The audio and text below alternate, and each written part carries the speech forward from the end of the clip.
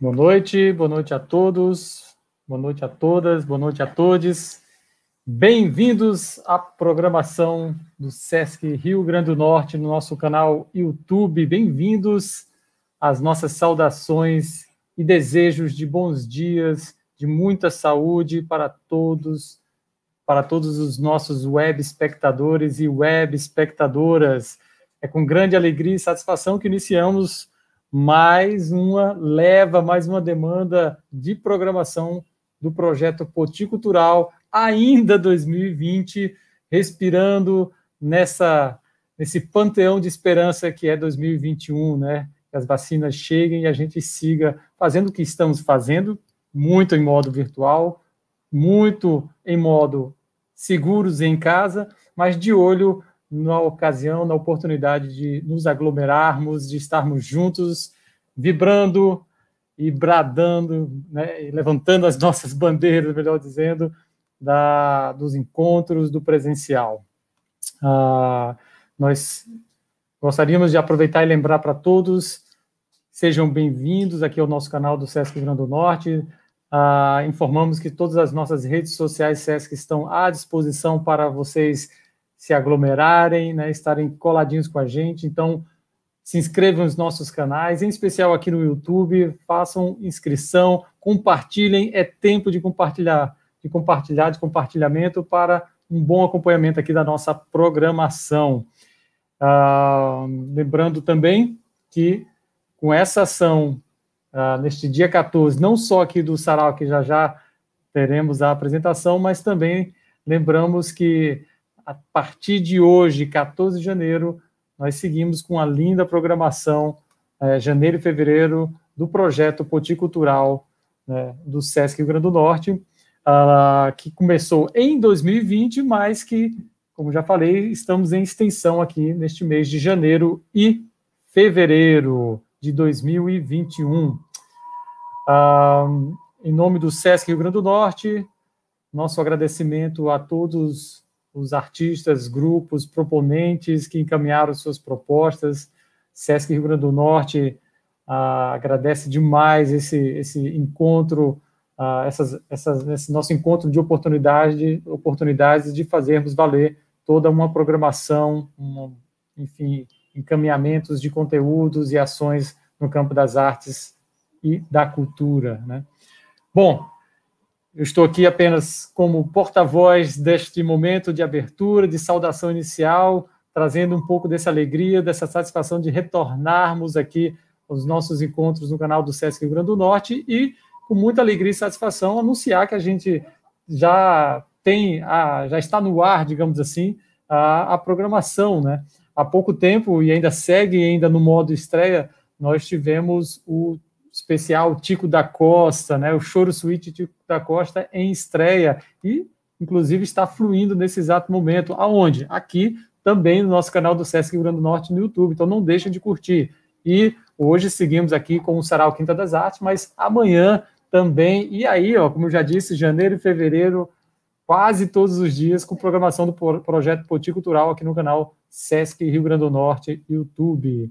Então é isso, vou agora passar aqui a palavra, deixa eu só dar uma olhada aqui no nosso roteiro, acho que é isso, olha, eu faço essa saudação, essa abertura, e já passo aqui, né, a nossa fala, a nossa condução do Sarau Quinta das Artes para a Carla. Então, olá, tela com tela! Boa noite a todos e todas que estão assistindo a gente aqui. Vocês estão me ouvindo bem? Eu escuto bem, maravilha, Carla, tá bacana. Daniel, muito obrigada pela acolhida, é um prazer imenso estar trabalhando aqui com o Sesc, né, fazendo essa parceria, estar participando desse edital que é um sucesso poticultural, né, com muita coisa boa de todo o Rio Grande do Norte, né? Isso. Então, é uma maravilha, né? O Sarau Quinta das Artes, a gente fez esse recorte para trazer a literatura, né? A literatura para esse palco das redes sociais, né? Para esse palco aqui do YouTube, né? No Sesc, e faz parte de um projeto maior, né, um projeto maior que envolve 6 linguagens artísticas, né, a dança, a música, as artes plásticas, o teatro, enfim, tem tudo isso dentro do Sarau Quinta das Artes. Mas o nosso carro-chefe, na verdade, é a literatura, é esse incentivo também à leitura de autores do Rio Grande do Norte. Então é por isso que a gente traz esse recorte da literatura do Rio Grande do Norte para discussão aqui hoje, né? E só para falar um pouquinho dos nossos apoios também, né? Além do SESC, né? Enquanto projeto maior, o Sarau Quinta das Artes, ele tem um patrocínio da COSERN, do Instituto Neoenergia, através da Lei de Incentivo, Câmara Cascudo, né? Do Governo do Estado do Rio Grande do Norte e Fundação José Augusto. Tem também o apoio do IFRN e da Associação dos ex-alunos das escolas federais, industriais e técnicas do Rio Grande do Norte, e tem um super apoio também aqui, um apoio cultural da Livraria Cooperativa Cultural, lá da UFRN. E quero avisar também para vocês que a gente vai fazer um sorteio no final de um livro e um voucher de 15% de desconto lá na livraria, certo? Então, para todo mundo que estiver assistindo aí, já eu dou as instruções para vocês. Bom, vamos iniciar, né? Acho que está todo mundo querendo já ouvir os escritores de hoje, os convidados de hoje. Então, vamos chamá-los. Avante, então, Sarau Quinta das Artes, isso aí. Obrigada, Daniel. Ficarei aqui nos bastidores, qualquer coisa me chame, hein? Aliás, não faltou ficarem nos bastidores, é hora de compartilhar e chamar a atenção para esse sorteio aí, porque 15% de desconto na Cooperativa Cultural, não é isso? Fantástico, fantástico. Vamos chamar a galera aí. Sim, ainda tem um livro de presente também, é um livro e um voucher. Bom, então, vamos sucesso, estou por aqui. Obrigada. Vamos lá chamar os nossos convidados de hoje. Eu gostaria, por favor, Jane, que você colocasse já os nossos convidados na tela, que eu vou apresentá-los já todos juntos, certo? Então, a gente tem hoje, nesse primeiro dia, né, com o nosso eixo é valorização dos escritos, né, potiguares, e nós temos esse time hoje que vai estar conversando com vocês, né? Eles vão ter um momento aqui de fala individual e depois a gente vai interagir, né? Então, quem tiver aí nos comentários do YouTube, por favor, podem comentar, podem perguntar, certo? É o momento da gente conhecer mais, né? Conhecer mais um pouquinho da nossa literatura aqui do Rio Grande do Norte. Então, eu tenho aqui, olha, na tela, eu tenho Ana Catarina Fernandes, professora, escritora também. Ela é mediadora do projeto Mulheres Apaixonadas, Leitura, Literatura e Artes. Ela é contista, cronista, ensaísta, certo? E autora do livro infantil A Saia do Amor, que está chegando por aí. Eu tenho também aqui na tela Ana Cláudia Trigueiro. Ela é contista, cronista, romancista, começou escrevendo histórias infantis, que lia para os filhos pequenos antes deles dormirem. Mas desde 2017 ela percorre as escolas do estado e do município de Natal para falar sobre literatura. Tem livros adotados em várias instituições de ensino, daqui da capital, e algumas outras escolas, né, no interior do estado. Tenho aqui o Alexandre Alves, né, autor de em torno de 15 livros sobre literatura, entre eles a trilogia Poesia Submersa, Poetas e Poemas do RN, 1900 a 2000, né, da editora Queima-Bucha. Tem também o Poesia Marginal, da Esquina Atlântica. Ele é tradutor para a língua inglesa, tradutor para a língua inglesa da obra Rosa de Pedra, né, The Stone Rose, de Zila Mamed, e vencedor do prêmio Rota Batida de Trabalho Acadêmico pela obra Haikais Tropicais, breve panorama do haikai no Rio Grande do Norte, isso em 2015. É professor de literatura brasileira da UER.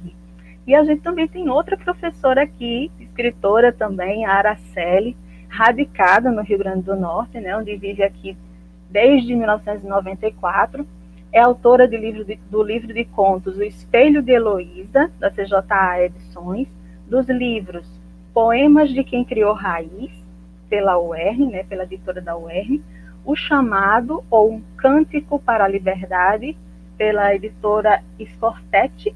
Acho que é esse o nome, Araceli? É assim que fala? Bom, então, deixa eu ver aqui mais alguma coisa. Certo, publicou coletâneas e contos no Mulherio das Letras Brasil e Portugal. Então, esse é o nosso time de hoje. Agora, a gente tem também duas apresentações em vídeo, certo? A apresentação do escritor Elvis, que vem lá de Ceará Mirim, e da escritora Bárbara, aqui da cidade de Extremóis. A gente vai iniciar, antes de passar a palavra para o primeiro escritor convidado daqui, a primeira escritora convidada, a gente vai ouvir a apresentação do Elvis, né? Elvis, ele é natural de Ceará Mirim, certo? Membro do Voz Poética e do Goto Seco, né? Movimentos literários lá da cidade de Ceará Mirim. Ele já trabalhou como radialista no programa Jornal da Manhã, da 87,9, na Vale Verde FM. É poeta, gosta de escrever de tudo um pouco, mas suas preferidas, né? Suas escritas preferidas são o que ainda podemos fazer pelo meio ambiente, né? Escreve cordel, também compõe música e se considera estudante e amante das coisas boas da vida. Então, vamos lá para o vídeo do Elvis.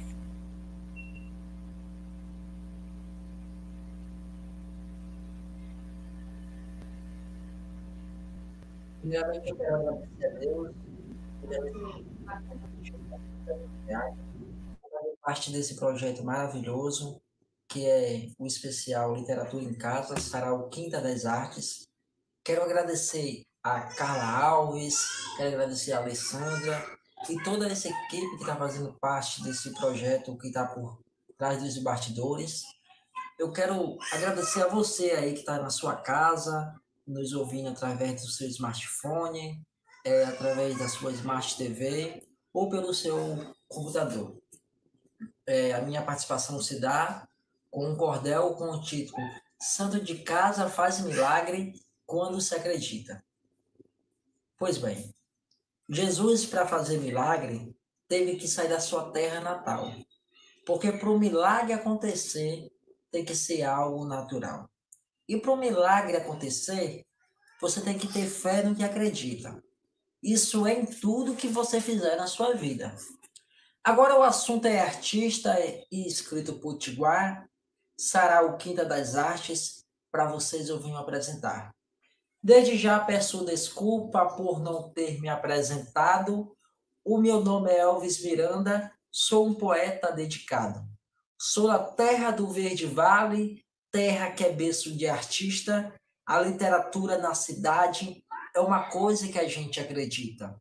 Agora, sem muito arrodeio, eu vou direto no assunto. O Sarau Quinta das Artes leva a literatura para todo mundo. Os escritos potiguares devem ser valorizados. Acreditem, meus amigos, eles têm os seus legados. Da minha terra, eu cito a escritora Francisca Lopes, que no seu livro As Confidências, ela nos traz boas memórias. E por que não citar o livro Poesias na Calçada, que é uma antologia poética que foi muito bem planejada pelo movimento Goto Seco e por poetas Ciranata. Espero que esteja entendendo o que eu digo em verso e prosa. Os artistas e poetas são de casa e não é somente o de fora. Me diga quem foi Alta de Souza, ou quem foi Nilton Navarro, Diógenes da Cunha ou Benedito Barros. Quantos poetas sem livro você pode então citar? Falta de incentivo ou de apoio para começar? De uma coisa eu tenho certeza e não me resta dúvida na cuca, dou valor à poesia, até mesmo a bem matuta. Já compraste então o cordel dos poetas do lugar? ou mesmo até um zine para o incentivo começar. Sei que com a tecnologia quase nem se pega no papel, quase nem se lê um livro ou mesmo um cordel. Mas isso é cultura. É cultura, minha gente. Quando você lê o livro hoje, amanhã você é uma pessoa bem diferente. Viva a cultura aos escritos potiguares, a todos os apoiadores que preservam a arte no Estado.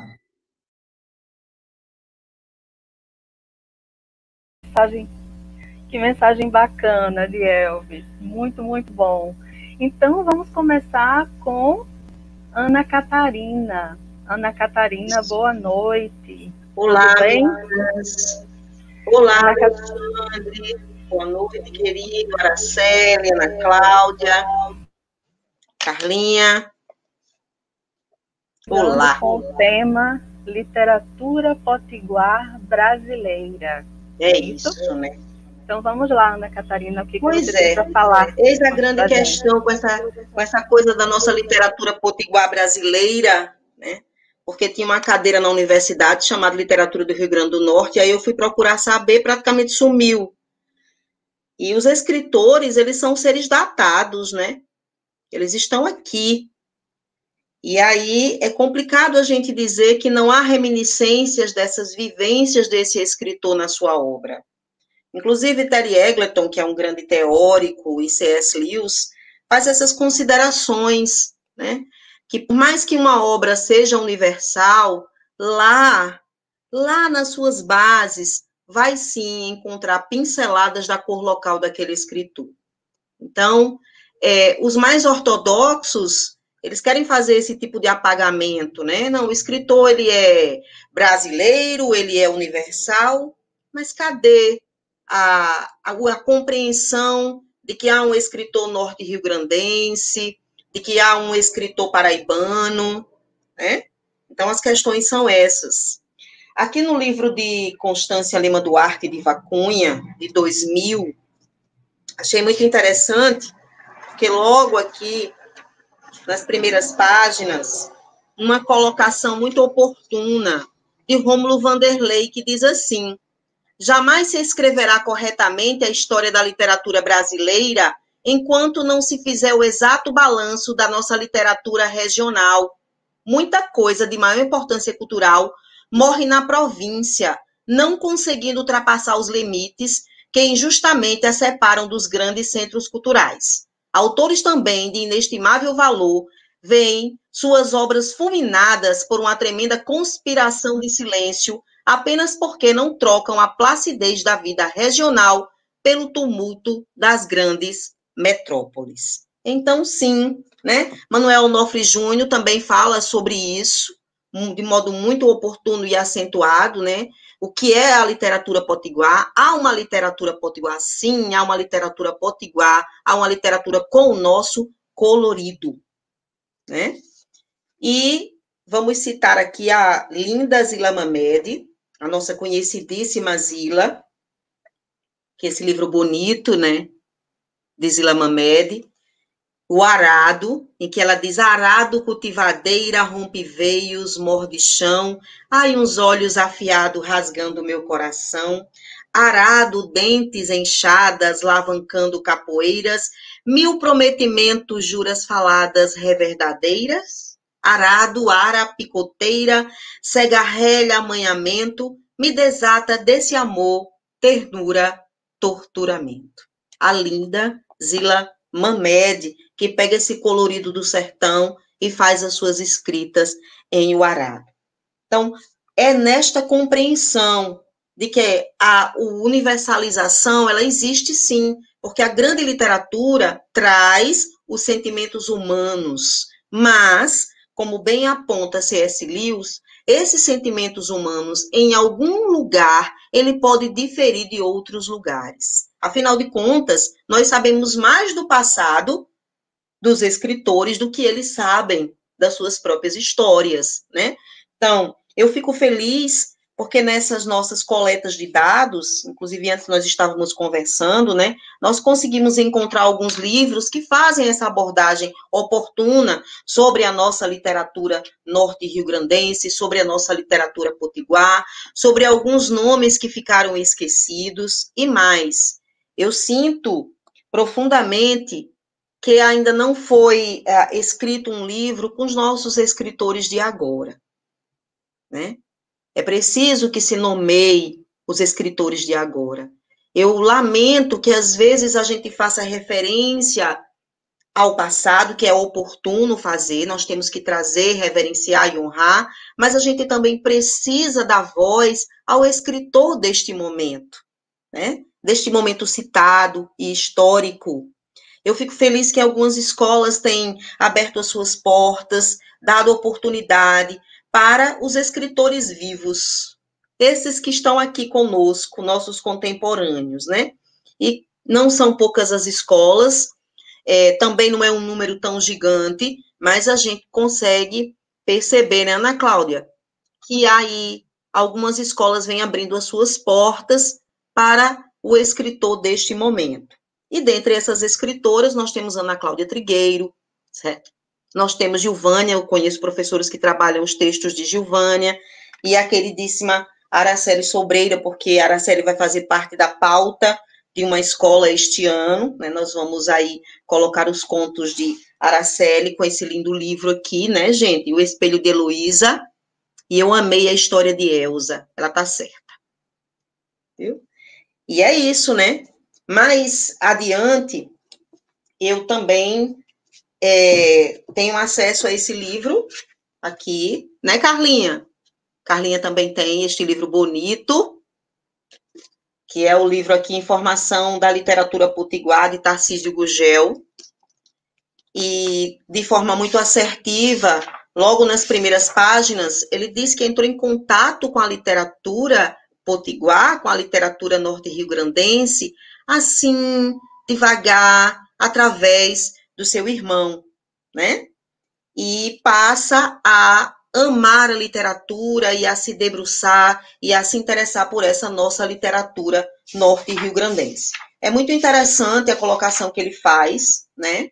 Ele diz aqui: não tenho qualquer dúvida de que foi o meu irmão, Deífilo Gugel, o responsável por eu haver um dia me interessado pela produção literária de nossos autores, e logo por uma coisa tão vaga e durante tanto tempo, tão imprecisa para mim, a literatura potiguar. Ou seja, alguém deu voz para ele.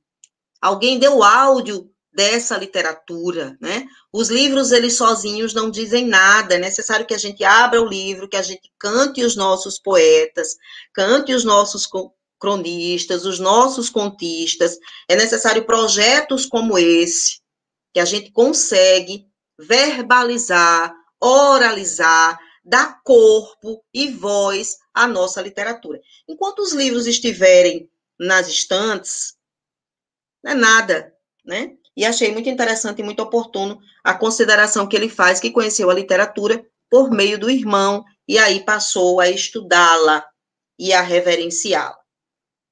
Também tive contato aqui com Manuel Onofre Júnior, este livro aqui, muito legal, e me bateu uma curiosidade, porque praticamente esses livros foram lançados dentro de um mesmo período, com diferença de um ano, e um para o outro, né? Então, a gente ainda tem, pode procurar fontes, dentre outras, né? Mas são livros interessantes que a gente consegue aí estudar um pouco da nossa literatura norte-riograndense, tá? Então, tem considerações importantes a propósito da nossa literatura. E ele faz uma indagação no começo, que ele diz: existe uma literatura potiguar? Existe o escritor potiguar? O escritor potiguar só é aquele que mora aqui? Também a gente pode considerar um escritor potiguar esse escritor que foi para fora? Então, ele faz esses cogitos, né? E também responde a eles, né? Que na concepção, o escritor é aquele que mora aqui, que fez desse lugar a sua terra, né? Que autenticou-se no lugar. E viva a nossa Zila Mamed, né? Que diz que se espanta quando olha a carteira de identidade dela, que ela percebe que é paraibana. E a nossa querida Araceli também, que aqui é potiguar, comedora de camarão, norte rio-grandense, não é isso? E aí ele faz essas considerações muitíssimo legais a propósito da nossa literatura norte rio-grandense. São livros preciosos, mas eu queria fazer uma consideração a propósito do livro de Diva Cunha e Constância Lima Duarte, porque é um livro didático, foi um livro pensado para a gente compreender assertivamente a história do Rio Grande do Norte, quem são os nossos escritores, numa ordem cronológica. Não desmerecendo, obviamente, os trabalhos anteriores, não, mas do ponto de vista didático, metodológico, desse cuidado, né, com essa linha do tempo que é necessário para os professores. Os professores precisam de um livro que consiga compreender, né, essa linha histórica. Esse é um livro primoroso, tá? Maravilhoso. Queria agora ler dois poeminhas. Eu ainda tenho tempo, eu estou estourando o tempo, eu tenho 1 minuto. Que maravilha! Eu tenho 1 minuto. Júnior, seu lindo, muito obrigada, viu? Por me lembrar de que eu tenho 1 minuto, porque senão eu estouro aqui o tempo. Eu vou ler um poema para vocês, de Marise Castro, a queridíssima Marise Castro. Escrever. Finjo enquanto é tempo, através da palavra aprendi a domar leões, panteras e serpentes. Sílabas vacilam diante desse lúdico ofício. Desconfio das rimas métricas e senhas. Falo pelos deuses minha maldição. O ácido no fundo da taça me revela e diz: escrever é a tua religião. Entre demônios e musas, me lanço para ser. Marise Castro. E, para finalizar meu último minuto, né, eu vou aqui terminar lendo um poeminha de Diva Cunha, ela começa assim: minha mãe diz que eu sou da pá virada e da vida torta. Os modelos dela são outros. Santa Teresinha do Menino Jesus, Santa Rita de Cássia, santas. Fora as santas domésticas que foram sacrificadas no dia a dia e ninguém viu. Sangradas como galinhas, maceradas em vinha de alhos, postas a dormir do sereno para secar odores, enfurnadas como bananas verdes, esfregadas nos ladrilhos claros dos banheiros, costuradas em botões de 4 furos, esbofeteadas e sacudidas como colchões e almofadas para desprender o pó das horas. Secaram todas, nos linhos brancos dos lençóis bordados. Ao morrer, não morreram, entregaram a alma a Deus, que provavelmente não as perdoou pelo gasto inútil que fizeram dos seus talentos. Diva Cunha. Então, muitíssimo obrigado pela oportunidade de falar um pouquinho dessa nossa literatura maravilhosa. Salve, salve, Araceli Sobreira, salve, salve, Ana Cláudia Trigueiro, Alexandre Alves, e vamos continuar aí nessas giras que é a linda literatura potiguar. Muito obrigada. Maravilha, Ana. Muito rica a sua apresentação com essas orientações aí de livros, né? Essas indicações de livros essenciais para a gente conhecer e até para iniciar também no estudo da literatura do Rio Grande do Norte. Então, assim, muito obrigado, e também pelos poemas, né? Pela leitura dos poemas. Afinal de contas, né? Estamos num sarau, né? É um debate, é uma conversa aqui, mas estamos num sarau também. Então, fiquem à vontade se vocês quiserem ler alguns trechos, né, de obras, poemas, certo? Mas agora eu vou passar a palavra para o professor, escritor, pesquisador também, Alexandre Alves. Certo, Alexandre? Vamos lá falar sobre a poesia, né? Século XIX até os dias de hoje. Não é isso? Boa noite, seja muito bem-vindo. Obrigado, Carla. Obrigado a Ana Catarina Fernandes, Ana Cláudia, Araceli Sobreira. E hoje começam aí o Sarau Quinta das Artes, que terá mais outras edições à frente. Vamos tentar aqui fazer esse desafio que é falar da poesia do Rio Grande do Norte, Carla, do século XIX até o século XXI. Vou dar a boa notícia à Ana Catarina Fernandes, que literatura potiguar na UERN passou de ser optativa para obrigatória, Ana, a partir do currículo novo. Então, é uma pequena mudança, mas que pode valer muito para as próximas gerações de alunos, né? Em especial os alunos do interior. Né? A UERN está com curso de letras em Mossoró, em Açu, em Pau dos Ferros, e está lutando aí também para chegar em Natal. Isso aí é outro caso. Mas vamos à poesia aqui, Carla Alves, e assim, do jeito que a Ana Catarina colocou, eu também vou colocar aqui na telinha, né? Esse aqui é, digamos assim, o primeiro livro de poesia publicado por uma pessoa que nasceu aqui, que é Nísia Floresta, A Lágrima de Ucaeté. É de 1849. É uma proeza para uma mulher ter publicado um livro nessa época. Ela é potiguar, mas saiu daqui muito cedo, foi para Pernambuco, e o livro foi publicado no Rio de Janeiro. O Câmara Cascudo, por exemplo, em alguns de seus ensaios aí, textos, não a coloca como uma poeta literalmente potiguar, mas sim brasileira. O primeiro livro de poesia de um potiguar, homem, é Lira de Amor, que é do açuense Luiz Carlos Vanderlei. Infelizmente, esse livro se perdeu com o tempo e nós não temos acesso a ele, apenas alguns textos isolados de poemas que ainda foram buscados aí, por exemplo, por Constância Lima Duarte e de Vacunha, no livro citado aí por Ana Catarina, que é o Literatura do Rio Grande do Norte, além de outros. Mas o livro se perdeu, Carla. Infelizmente, ele não foi encontrado até hoje, assim como o primeiro romance também do Rio Grande do Norte, que é dele, que é Memórias de um Homem Rico. Esse daí ainda é pior, porque são 2 volumes e não sobrou nenhum. Apenas há um anúncio da situação que esse livro existiu, ele publicou na Bahia, mas ninguém chegou a ele. Vou fazer aqui agora a aparição aqui do José Leão, que é de Açu também.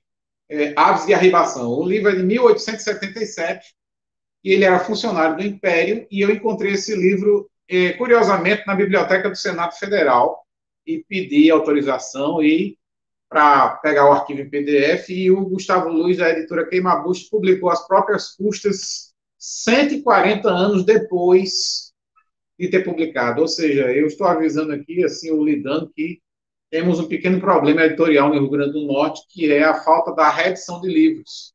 Então, isso daí tanto é para os contemporâneos quanto os mais antigos. Então, assim, o José Leão, ele foi redescoberto. Eu encontrei, fiz a atualização do português e também fiz um pós-fácil do livro, mas o mérito aqui é do editor Gustavo Luiz, da Queimabusta, lá de Mossoró. A famosa Alta de Souza, que todo mundo aí conhece, o famoso livro Horto, essa aqui é a última edição, mas tem aí umas 10 edições desse livro. O livro é de 1900, ou seja, ele pertence ainda ao século XIX, mas é algo notável, porque é um livro citado por gerações e gerações de leitores, e eu, como fui professor de cursinho, perguntava à minha sala de 300 alunos, qual é o autor potiguar que você conhece? Aí eles diziam, Alta de Souza. Ou seja, parece que ela ficou. Alguns diziam Zila Mamed, outros diziam Jorge Fernandes, mas eram poucos. Então, assim, a literatura do Rio Grande do Norte, incluindo a poesia, ela é muito ainda submersa, como eu coloquei nos meus livros sobre a poesia daqui. Vou citar aqui o Hildeberto Barbosa Filho, nosso vizinho aqui da Paraíba, grande crítico literário. Ele diz que em todo o Nordeste possui poetas de grande valor, perfeitamente publicáveis nos grandes centros e por qualquer grande editora do eixo Rio-São Paulo. Se isto não ocorre, deve-se num aspecto ao pragmatismo mercadológico da política editorial e no outro ao velho preconceito do colonialismo interno, não raro praticado pela grande imprensa do país, atenta aos limites do umbigo cultural das províncias do centro e absolutamente indiferente ao que se passa nas regiões laterais, como o norte, o sul e o nordeste. Então, nós temos que valorizar o que está aqui sendo produzido a partir daqui, não é esperar o que está de fora, não. Então, essa discussão do Sarau Quinta das Artes é essencial para que nós discutamos aí a existência dessa literatura potiguar, que, como a professora Ana Catarina falou, ela é literatura brasileira, no final das contas, né? Nós damos o nome de Potiguar porque é um referencial local para a nossa literatura, né?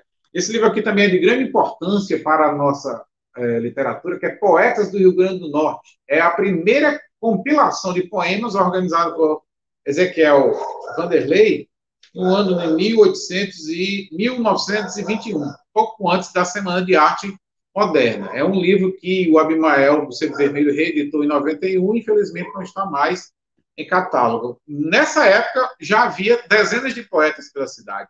Então, é algo que é um referencial da literatura do Rio Grande do Norte, essa grande quantidade de poetas, e não é de hoje. O nosso querido Câmara Cascudo aí publicou Alma Patrícia, é o primeiro livro de crítica literária no Rio Grande do Norte, também em 1921. É essencial para se entender o contexto da época. Infelizmente, ele só foi reeditado em 1998 e nunca mais foi reeditado. Então, assim, há um problema em se chegar ao livro. Recentemente, Darcy Galvão conseguiu coletar os poemas de Câmara Cascudo. Poucas pessoas sabem, mas Câmara Cascudo também foi um poeta moderno. Conseguiu ser publicado fora do Estado, na revista de Antropofagia e outras revistas do Sudeste. São mais ou menos 10 poemas e alguns poemas traduzidos também. Então, ele teve esse mérito recente, isso aqui é a tese de doutorado dele, o poeta Câmara Cascudo, um livro no inferno da biblioteca. Junto com o famoso Jorge Fernandes. Estou aqui com a edição rara do livro dele, reeditada, e é nesse formato aqui, caderno, olha que coisa linda. É em formato não certo, de um livro normal, ele é deitado, né? Ele é mais horizontal, né? E é um livro que, para mim, todo norte rio-grandense deveria ter em casa. Livro de poemas de Jorge Fernandes, o primeiro livro de um poeta moderno no Rio Grande do Norte. Isso é 1927, Carla. Ou seja, estamos já no modernismo e chegamos aqui com esse poeta. Não posso esquecer também da nossa querida Palmira Vanderlei, que tem o seu livro Roseira Brava, e recentemente os professores Humberto Hermenegildo e João Maria Palhano, eles reeditaram aqui em forma de compilação o Roseira Brava com o nome de Entre 30 Botões de uma Roseira Brava. Ele é de 2018, 2019, eu acho, 2017. E, assim, é um resgate de um livro também que está há mais de 50 anos sem uma edição, né? Então, eles fizeram uma coletânea, fizeram um estudo crítico, e é muito bom saber que essa poesia não vai ser esquecida, né? Saindo de Natal, vou citar aqui a gloriosa cidade de Currais Novos, que não é só Natal que manda, né? Aqui está a revista Ninho das Letras, publicada durante a década de 20 em Currais Novos, e que tem uma importância muito grande por marcar também essa transição entre a poesia, digamos, tradicional e a poesia moderna. Então, é uma reedição aqui do Sebo Vermelho também recente, que vai tomar aqui a produção potiguar também no interior. Muito interessante esse livro, certo? No meu estudo da poesia, que foi meu doutorado, que é esse livro aqui, o Poesia Submersa, volume 1, eu até indico a professora Ana Catarina, que não deve ter na estante, mas eu vou dar de presente para ela, certo? Nós temos aqui um estudo entre 1900 e 1950, e aí eu trato desde o José Leão encontrado até chegar ali no período pós-guerra. Então, eu descobri que, por exemplo, entre as décadas de 30 e 40, nós temos uma lacuna, certo? Mas aí vem a salvadora da pátria, Zila Mamede. Aqui está ela, a edição bilíngue, Rosa de Pedra, de Stone Rhodes, republicada em 2013, 60 anos depois da edição original, ou seja, temos aqui uma também empreitada da Queima Bucha, junto comigo, foi o que traduzi com a autorização de Ivonete Mamede, a irmã de Zila, certo? De Ceará-Mirim, terra do nosso querido Elvis, aí vem o Santos Negreiros, aí já na década de 50, 60, com Fábula Fábula, isso aqui é uma coletânea de poemas dele. Então, assim, é uma produção que não para. Durante a década de 70, nós temos aí a redescoberta do João Luiz Caldas, lá de Açu, certo? E o currais novense José Bezerra Gomes, com esse livro sensacional, Antologia Poética. Ambos estão aí também sem uma edição recente, mas nada indica que ele não possa, né? Para aqueles que acham que todos os poetas bons estão mortos, né? Eu discordo completamente disso. A geração da poesia marginal precisa ser redescoberta. Aqui nós temos o João Alberto, o primeiro livro da poesia marginal daqui, chamado Máquina de Lavar Poemas, que é de 76, aqui é a reedição de 99. E temos, claro, poetas já de antemão, de uma linhagem moderna, como Luiz Carlos Guimarães, com Ponto de Fuga, outro livro que está fora de catálogo, mas você pode encontrar às vezes no sebo, né? E vamos agora finalizar aqui, já vi aí que você tem um minuto, só tem um minutinho, para finalizar com os contemporâneos aí, os pós-marginais. Não posso esquecer de Miriam Shelley, de jeito nenhum, certo?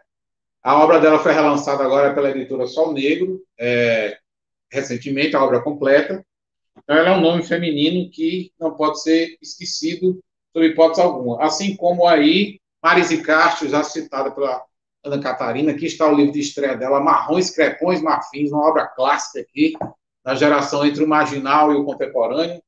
E, saindo de Natal, tenho aqui o Leontino Filho, que é cearense, mas mora aqui há mais de 30 anos, então ele é mais potiguar do que cearense, é o Cidade Íntima, livro que teve determinada repercussão no eixo sul e sudeste, teve várias edições.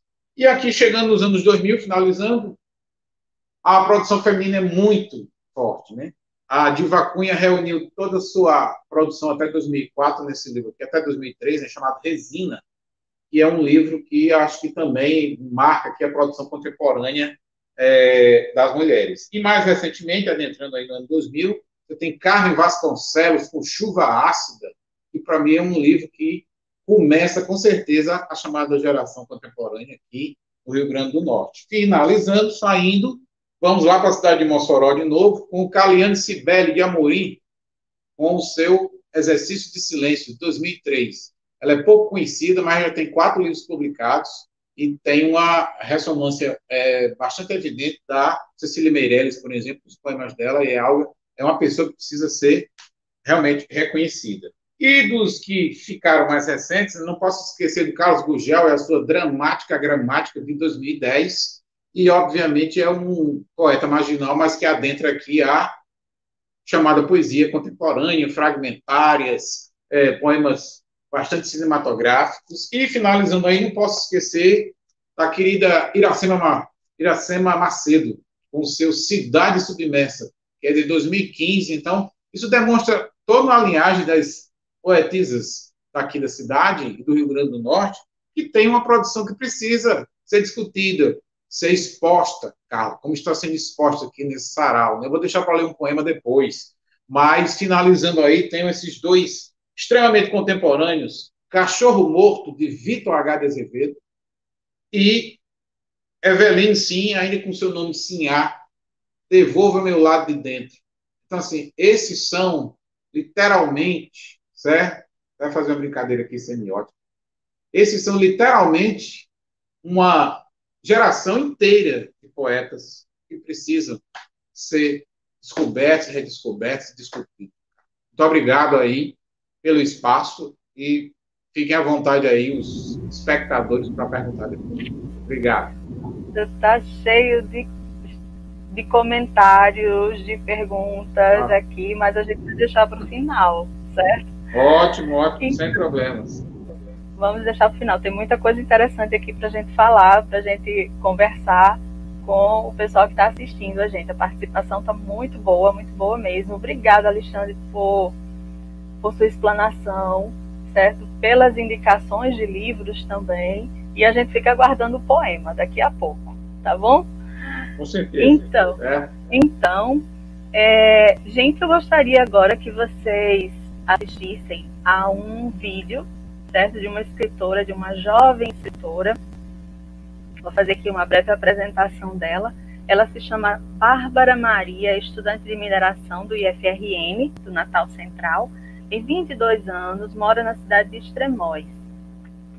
Ela escreve desde 2016 e, segundo ela, é uma forma de expressar o que sente e vê.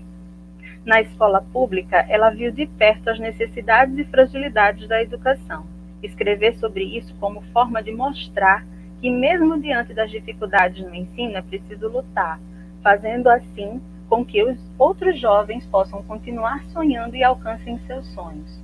Ela faz poesias voltadas para causas sociais e sobre o sentimentalismo cotidiano.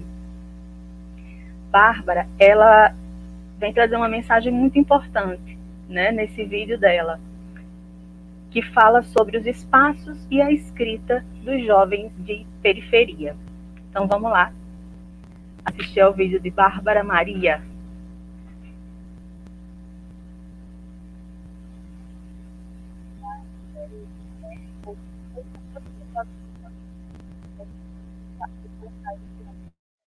Mas antes de falar desses jovens, eu gostaria um pouco de falar sobre a literatura periférica e a poesia marginal.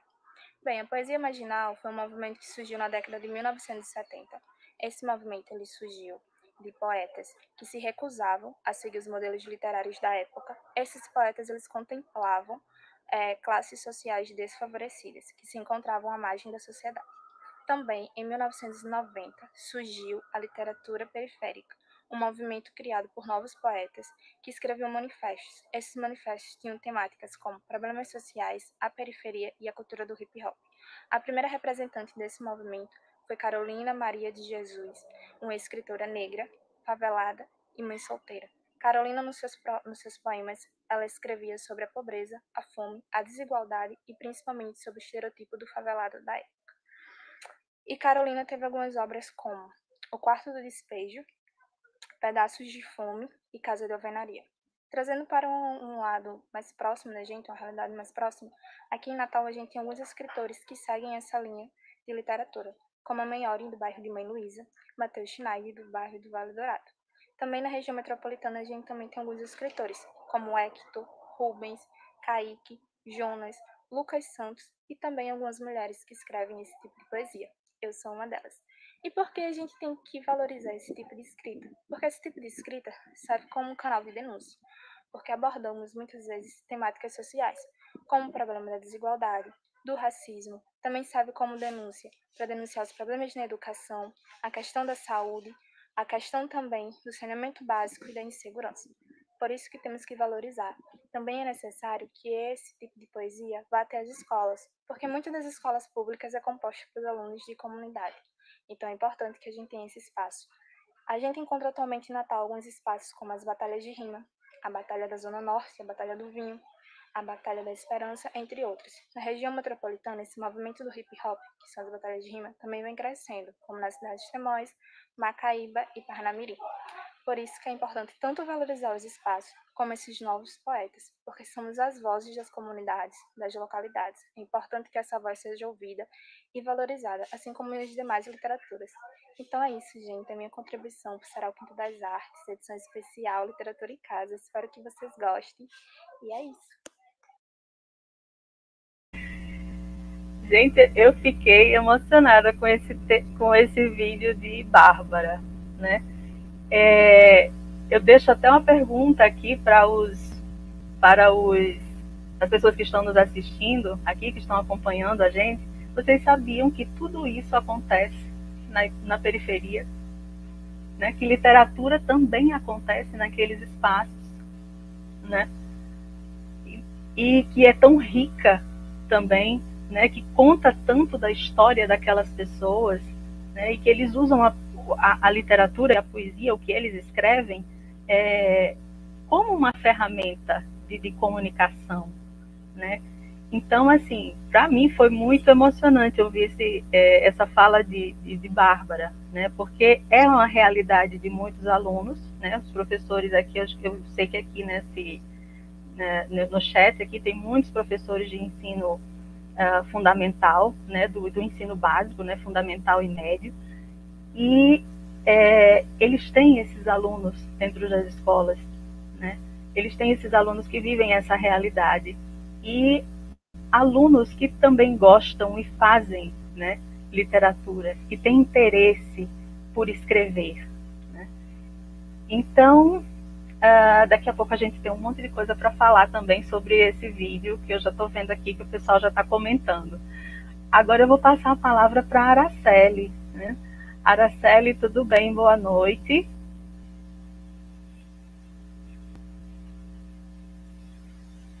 Tá, falta seu microfone, isso.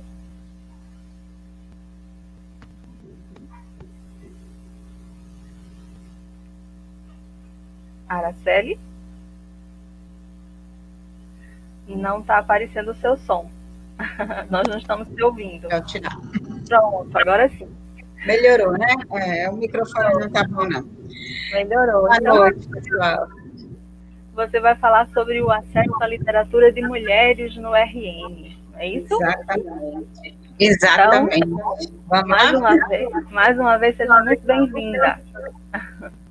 Muito obrigada pelo convite. Assim, eu sei que eu me inscrevi, mas eu me sinto convidada, né? Eu acho que esse evento, né, o Literatura em Casa, toda essa movimentação, e eu me senti contemplada na fala de Ana Catarina, na fala de Alexandre, quando a gente coloca das dificuldades, né, de se trabalhar a literatura no contexto escolar, né, eu fiz isso e faço isso há 30 anos, né, divulgar a literatura, principalmente a literatura potiguar, não é tão fácil, né, e eu gostei bastante, né, desse percurso que a Ana Catarina colocou e dessa aula, né, de Alexandre, que foi uma aula muito boa.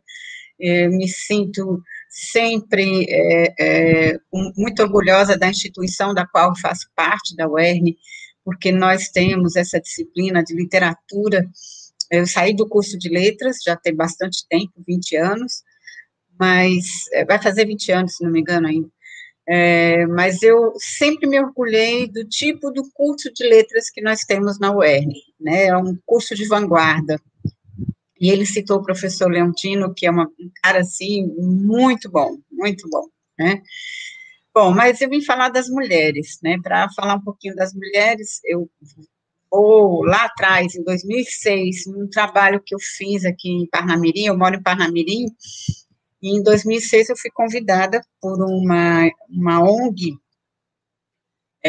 ligada a professores, na época, da UFRN, que fizeram um trabalho de formação com os professores aqui da rede municipal de Parnamirim. Esse projeto chamava-se O Escritor Vai à Escola, e eu fui convidada para participar das duas fases, tanto como professora, tanto como escritora, né, e a organizadora do evento hoje é uma professora da UERN, mas é aposentada, a professora Ana Vale. E ela tinha uma proposta, Paulo Freireana, né, e nós fomos, e eu conheci uma equipe de professores da UFRN, ligada a um grupo que ainda existe hoje, que é o grupo de formação de leitura literária, e conheci uma equipe que me apresentou a literatura potiguar, literatura leitura, né, não aquela literatura teórica, né, e esse livro o meu está até lá embaixo, passei ontem várias vezes consultando, que é uma bíblia, né, o livro de Diva Cunha e Constância, eu digo que é uma bíblia, né, aquelas obras que todo estudante de letras, professor de letras tem que ter. E aí, só que assim, a gente tinha, mas não lia, né, e de repente o projeto, ele fez uma proposta muito interessante, né, que era doar para as crianças um kit com 2 obras de escritores potiguares, né, e foi muito interessante, isso foi em 2006, e eu visitei escolas, participei da formação, e o primeiro livro que eu ganhei, inclusive, cada professor também ganhou um bocado de coisa, né, foi o de Zila Mamete. Eu conhecia, mas eu não lia. Então, era muito interessante. Na época, eu já tinha, 6 anos morando em Natal, e foi, assim, um deslumbramento, porque nós passamos 6 meses lendo literatura com os professores, visitando escolas, e fizemos um trabalho foi, assim, um salto na minha vida, e foi justamente no período que eu estava lançando o Chamado, e eu também era totalmente desconhecido, eu já morava aqui, já fazia poesia há bastante tempo, eu faço, né, mas era meu primeiro livro. Todo primeiro livro é assim, um tiro no escuro, você está lançando, mas não conhece ninguém, e de repente eu estava na escola divulgando o meu livro, né? Sem apoio, sem publicidade, sem nada, né? O apoio que eu tinha era apenas do projeto e dos meus amigos, assim, né? E aí foi quando eu aprendi a duras penas que quem compra o livro de autor desconhecido é primo, amigo, irmão, né? E daí por diante eu tive acesso aqui na minha rua, eu tenho 2 escolas bem pertinho e era bem interessante, porque eu comecei a trabalhar com as escolas antes de ter minha escrita conhecida. Mas as crianças, eu passava na rua, elas diziam assim, a mulher do livro, a mulher do livro. E foi uma coisa bem interessante, pelo papel que eu tive de estar ali, né, nessas escolas, lendo poesia. E aí, de lá para cá, eu comecei a comprar livros e participar bastante. Eu sempre participei de eventos literários da UFRN, sempre estive presente em várias atividades acadêmicas, mas não literárias, mas nesse mundo eu comecei a conhecer de perto essa literatura feminina. E aí eu comecei, assim, houve um chamamento, e houve um encontro na UBE, na União, a UBE tem uma seção no Rio Grande do Norte, né, e nós eu tive o prazer de conhecer Yara, né, na época ela também estava, assim, chegando, a gente participou de um ou 2 concursos, né, o da Zila Mamed, e ela sempre, quando ela não tirava o primeiro ou o terceiro lugar, né, a gente sempre estava juntas, né, e eu sempre tirava alguma coisa tipo menção honrosa. E foi um prazer, assim, conhecer a poesia de Yara Carvalho, né, que é, para mim, uma das maiores poetas, né, que eu conheço do Rio Grande do Norte, né, eu amo, né, idolatro a Zila Mamed, mas dessas meninas jovens, né, eu adoro Yara, e ela tem uma veia, ela é muito forte, e dela, né, a partir dos trabalhos de visitar escolas, de participar dos eventos da UBE, de conhecer o pessoal de instituições particulares, eu fui tendo acesso a várias escritoras, né, tanto as daqui de Natal, quanto as de Mossoró, né, Alexandre situou alguns autores, né, Mossoró tem um grupo, vários grupos, e eu fui da geração blog. Então, eu tenho meu blog, que eu mantenho até hoje, né, apesar dos blogs terem sumido, mas eu tenho meu Pedra do Sertão, que é, assim, a minha menina dos olhos. E houve uma geração que vai dos anos de 2000 até 2010, 2011, e que a gente se comunicava pelos blogs. Então, Yara, antes de eu conhecer Yara pessoalmente, eu conhecia Yara pelo blog. E quem me apresentou Yara foi o Francisco Sobreira, que não é meu parente, mas ele tinha um blog lindíssimo, que era Luzes da Cidade, e um blog do Moacir Cirne, que era muito, muito legal, muito culto, e ele tinha a história de umas listas dos poetas, listas das melhores poesias, dos filmes, e a partir daí eu fui chegando, né, na literatura feminina. E aí, assim, né, conheci pessoalmente uma garota, eu chamo de garota, mas é uma baita de uma escritora, Fátima Feitosa, que é lá da turma de Mossoró, né, ela escreve uma poesia erótica de um peso, assim, muito forte. A Risolete, que é outra pessoa, né, Risolete Fernandes, que eu tenho um grande carinho, ela está sendo, ela está prefaciando o meu mais novo livro, que foi contemplado agora pela Aldir Blanc, do Estado, e a gente tem sempre uma parceria de conversa, uma pessoa que eu gosto muito. Primeiro eu conheci a professora, a pesquisadora, para depois conhecer a poesia, né, de Ana de Santana, né, Esse aqui é Em Nome da Pele, mas a unha é um outro livro dela que é belíssimo, né? Tem a Clécia Santos, tem que botar, que é também da CJA, tem uns poemas muito, muito interessantes, muito de ardor, né? A Eva Potiguar, que é uma amigona que a gente trabalha, ela é uma grande divulgadora, tudo que a gente passa o dia, assim, ouvindo, mesma coisa, né? Eu tenho Sinhá, na época que era Sinhá, hoje é Eveline Sim, que eu adoro, né? Ela tem, junto com uma outra escritora atualíssima, as duas têm uma parceria muito boa que no Instagram, elas têm um encontro, a Ana Zepa, que eu sou assídua, né? Elas, era um encontro que durante a pandemia fez um sucesso danado, que a gente assistia toda sexta-feira à tarde. Eu agora esqueci o nome do programa, se alguém se lembrar, coloca aí no chat. E eu acho muito interessante, porque elas fazem uma coisa que eu fui acostumada a fazer quando eu era bem nova, por influência da minha mãe, porque minha mãe não era só leitora de poesia, minha mãe era declamadora de poesia. E isso foi o que me levou à poesia, né?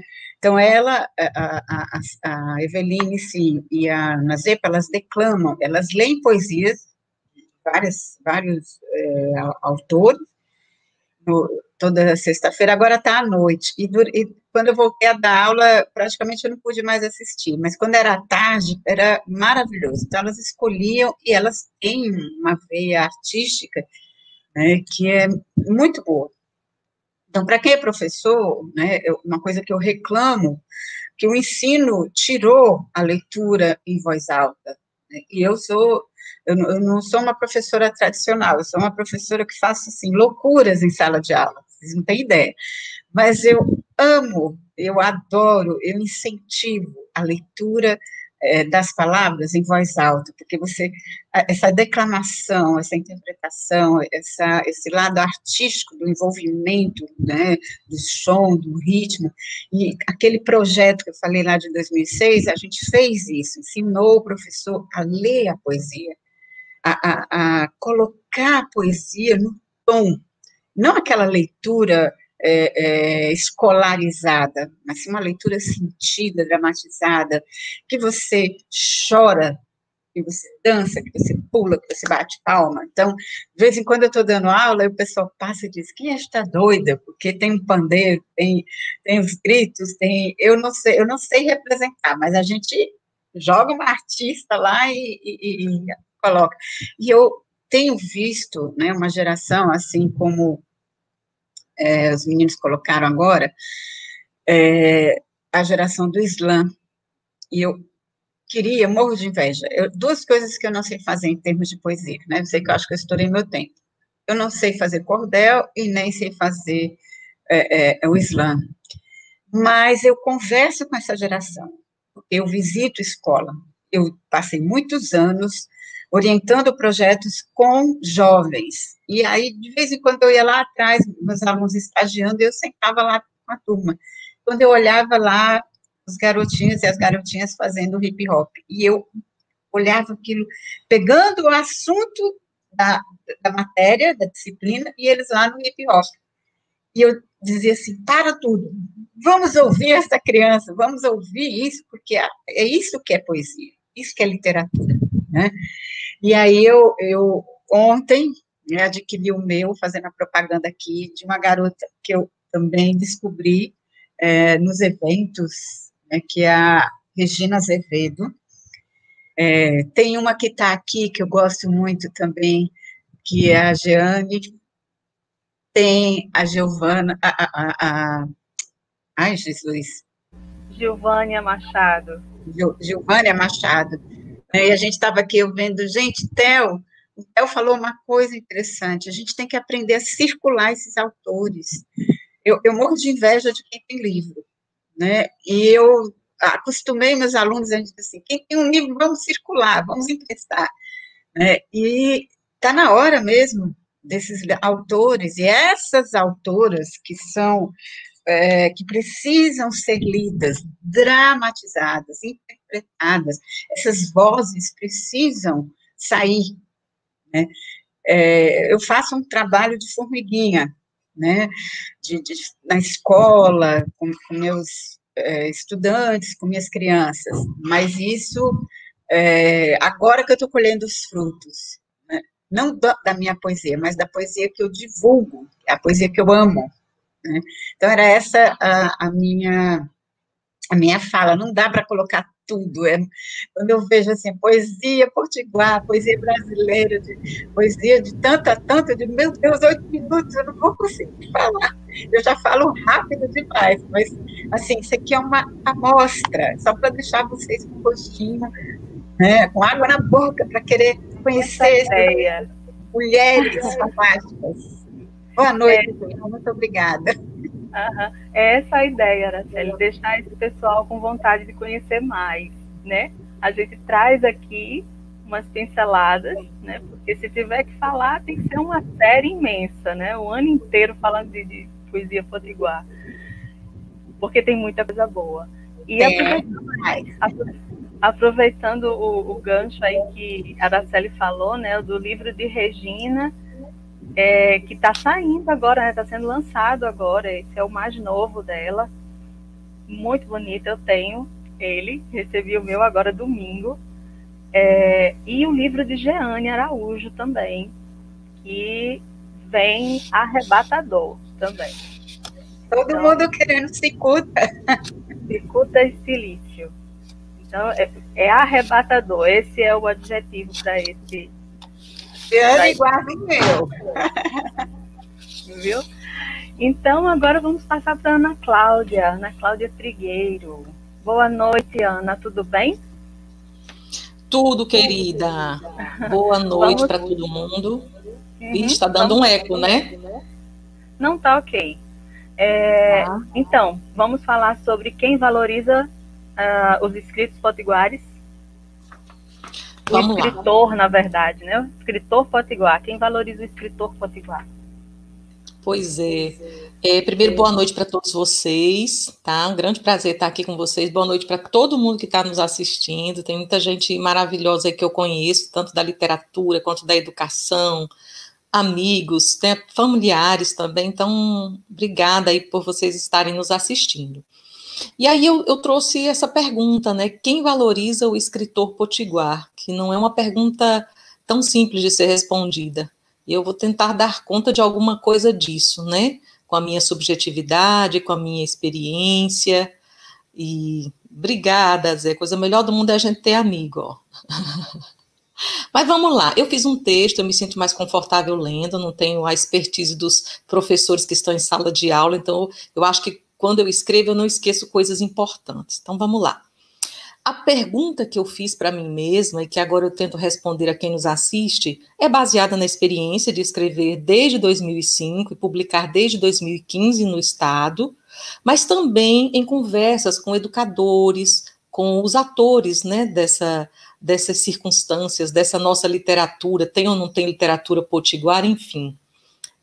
Mas educadoras como Miriamzinha Dantas, que é do município, da Secretaria de Educação de Natal, hoje está aposentada, Angélica Vitalino, que coordena um projeto muito legal lá em Parnamirim, e escritoras como Flávia Arruda, moçoroense, que está há pouco tempo aqui em Natal, aliás, está há 4 anos já aqui em Natal, e ela me falou um pouco da experiência de ser escritora aqui no Rio Grande do Norte, a Yara Carvalho, que eu conheço há pouco tempo e sou uma grande fã. Conversei também com o Theo Alves, que está lá em Santa Cruz. Achei importante ouvir esses escritores que estão aí no Seridó, que estão nas cidades do interior, que têm uma experiência que eu acho que é mais difícil ainda do que nós que estamos aqui na capital, né? Então, a primeira ideia que me ocorre a esse respeito é que não dá para a gente comparar o escritor que publica aqui com o escritor que é representado por uma grande editora e mora lá em São Paulo, Rio de Janeiro, Porto Alegre, Minas, né? É preciso fazer esse recorte. Ninguém pense também que o autor potiguar é um profissional que vive exclusivamente da sua arte e que recebe o suficiente por ela, que é conhecido e reconhecido no Estado, muito menos fora dele. Na verdade, são poucos os brasileiros que podem se gabar dessa proeza. Então, eu pensei na Maria Valéria Rezende, que acabou de ser finalista do Jabuti, já tem um outro Jabuti que ela ganhou, ela mora hoje na Paraíba, ela tem um reconhecimento nacional, mas ela não consegue viver dessa literatura do ponto de vista financeiro, né? E essa é a realidade da gente que publica aqui no Rio Grande do Norte.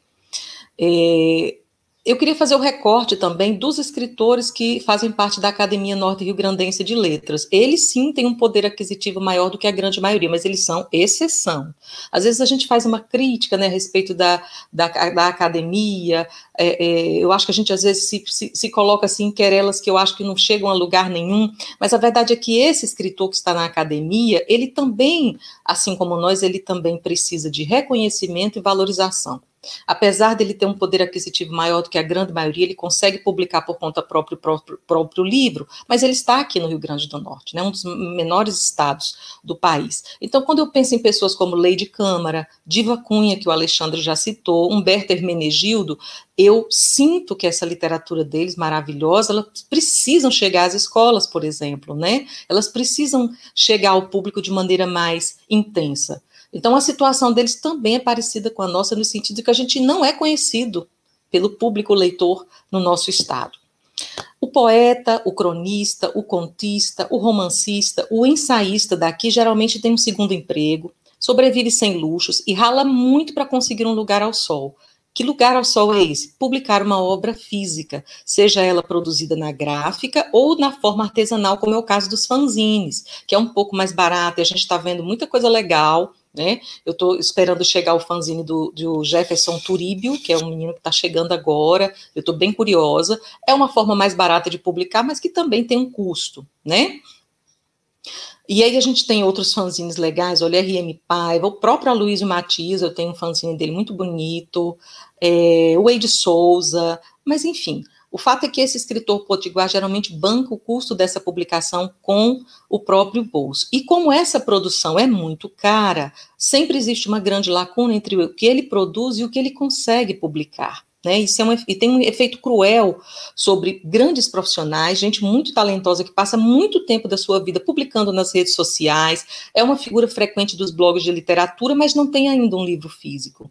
E muitas vezes eles são desconsiderados por não ter esse livro físico. É como se eles não fossem escritores pelo fato de eles não terem essa obra para dizer, tá aqui meu livro, o que é um grande equívoco, né, das pessoas que estão aí nesse meio, dos leitores também, tá?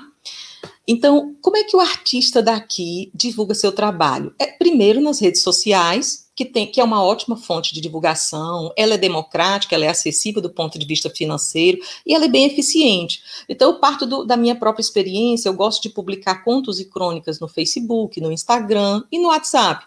E eu tenho algumas experiências interessantes de crônicas minhas que, de repente, uma grande repercussão, muita gente compartilhando, muita gente me dando feedback. Aconteceu com alguns textos no Facebook, e um especificamente que eu compartilhei no WhatsApp, ele teve uma repercussão tão interessante que eu me surpreendi de chegar, inclusive, o pessoal do IFRN, pedir para publicar no portal, coordenadores de escolas pedir para trabalhar o livro, pedir autorização, o livro não, a crônica, autorização. Então, quer dizer, o que a rede social possibilita para a gente, né?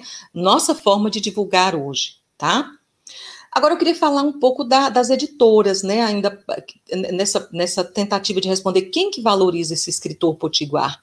As editoras potiguares, elas também não se comparam às editoras que dominam o mercado brasileiro. Vou citar como exemplo a FTD e a Editora Somos, que figuram num ranking das 50 maiores editoras do mundo, tá? Com uma capacidade de publicação anual muito maior do que as editoras daqui conseguem.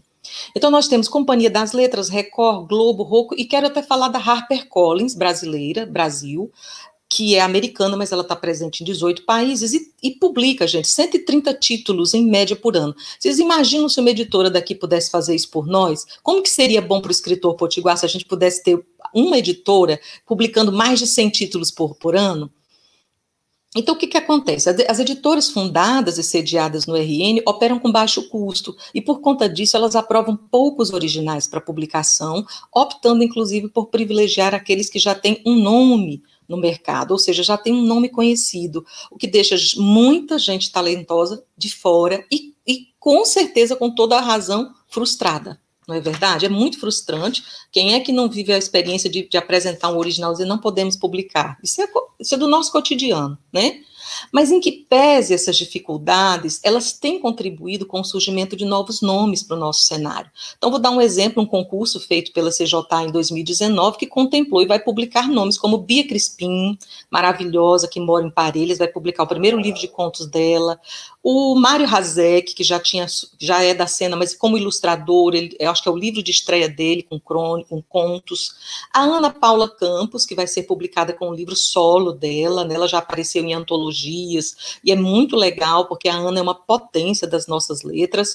Como ela é uma mulher negra, isso tem uma importância ainda maior, porque a gente sabe que as mulheres negras, elas têm menos visibilidade, elas têm mais dificuldade de fazer essa literatura delas surgir, né? Então, elas são uma força, e às vezes a gente fica discutindo no meio contra, porque essas editoras, porque essas bolhas, gente, a gente tem que entender a nossa realidade, a gente tem que entender esse capitalismo selvagem no qual nós estamos inseridos, né? Bom, aí a participação, eu ainda tenho tempo? Eu queria falar da participação do governo federal, do estado, do município, que, na minha opinião, ela é insuficiente, né? A gente tem aí, apesar disso, por exemplo, a nível municipal, nós temos um projeto muito legal no município de Natal, que é um projeto que se chama Professor, Leitor, Mediador de Leitura, que forma os professores do município como mediadores e levam o escritor potiguar. É um projeto que qualifica professores, esses professores adquirem essa consciência, vamos trazer o escritor potiguar para as nossas salas, vamos divulgar o nome desse escritor. Em Parnamirim, nós temos o Rio de Leitura, coordenado pela Angélica Vitalino. Esse aqui de Natal é coordenado pela Rosa Magda, e de Parnamirim pela Angélica Vitalino, que é um grande projeto, é um projeto que tem feito a divulgação de muitos escritores daqui. Os professores, eles são verdadeiros heróis, eles tiram dinheiro do próprio bolso para comprar o nosso livro, para nos convidar para ir para a sala de aula, eles doam livros para o acervo da biblioteca. Nós temos aqui um programa que é a nível estadual, que é o Cheque Livro, que tem ajudado muito o escritor potiguar, tá? Uma vez por ano, as escolas estaduais recebem uma verba para ampliar a sua biblioteca escolar, e 40% dessa verba tem que ser investida na compra de livros de editoras que estejam trabalhando aqui com escritores que também estejam publicando aqui. Isso é uma iniciativa bacana, a gente tem que admitir que realmente ela tem sido uma força grande. Para além disso, nós temos os coletivos como o Mulherio das Letras Nacional, que é um coletivo maravilhoso, ele congrega mulheres que estão na cadeia produtiva do livro e traz informações, apoia o lançamento do livro dessas mulheres. Nós temos duas bases aqui do Mulherio Nacional, que é o Zila Mamed e o Nízia Floresta, tá certo? E nós temos aí as entidades como SPVA, maravilhosa, ela faz saraus, ela divulga livro, ela faz coletâneas. Nós temos a UBE, né, isso que também é muito presente na vida do escritor potiguar. Os veículos de informação, que também são uma força para a gente vai ver aí, ó, Substantivo Plural, Papo Cultura, Potiguar Notícias, jornais como Tribuna do Norte, Gazeta do Oeste, o Mossoroense, Papangu na Rede, Brechando. É muita gente que está aí, ó, divulgando, ajudando a divulgar o que a gente faz. E também, eu quero encerrar falando dos projetos culturais, né? Eu vou citar alguns projetos que eu conheço, alguns que eu fiz parte, outros não, mas que também são uma força na produção desse escritor. Sarau Quinta das Artes, que promove atividades como essa, Caravana dos Escritores Potiguares, Carrossel de Leitura, Insurgências Poéticas, Casarão de Poesia lá em Currais Novos. A gente tem muita iniciativa bacana vinda do interior do estado, e lá ainda é mais carente dessas oportunidades do que aqui. E, por último, eu quero falar dos clubes de leitura, rapidamente, que é uma iniciativa mesmo particularizada, né? A gente tem um bem legal Ai, meu Deus do céu, gente, agora faltou o nome. Da autora de A Botija, pelo amor de Deus. É o clube de leitura da Clotilde Tavares. Clotilde, desculpa. Clotilde tem um clube de leitura muito legal. Eu faço parte de um chamado Candeeiro, que privilegia escritores potiguares, tá? E a gente tem outros espalhados aí pela nossa capital e Rio Grande do Norte, que tem aí lido esse escritor, comprado o livro dele e ajudado a divulgar esse trabalho. Pronto, terminei. Ai, Ana, muito obrigada. Muito pertinente sua fala. Tocou em pontos assim muito importantes nesse universo da literatura potiguar. Gente, vamos correr para os comentários, né? Para chegar nessa partezinha que a gente vai poder interagir aqui com o pessoal, né? Olha só, tem muita gente aqui comentando em relação a essa importância da divulgação, né, dos nossos escritores, né, daqui do Rio Grande do Norte, dentro das escolas e dentro da universidade. Alexandre Alves já falou aqui sobre a UERN, né, a disciplina agora que é obrigatória, né? Ana Cláudia, tanto a Ana Cláudia quanto a Araceli e a Ana Catarina também falaram de suas próprias atividades, né, de atividades que participam nas escolas, na rede pública principalmente. E eu acho que a gente pode iniciar falando alguma coisa nesse sentido, né? Se vocês tiverem algum comentário para fazer, e eu vou buscando aqui algumas perguntas, tá bom?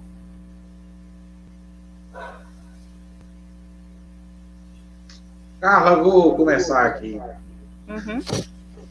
Eu acho que eu li aqui alguns comentários sobre a repercussão aí das falas de todos nós, né?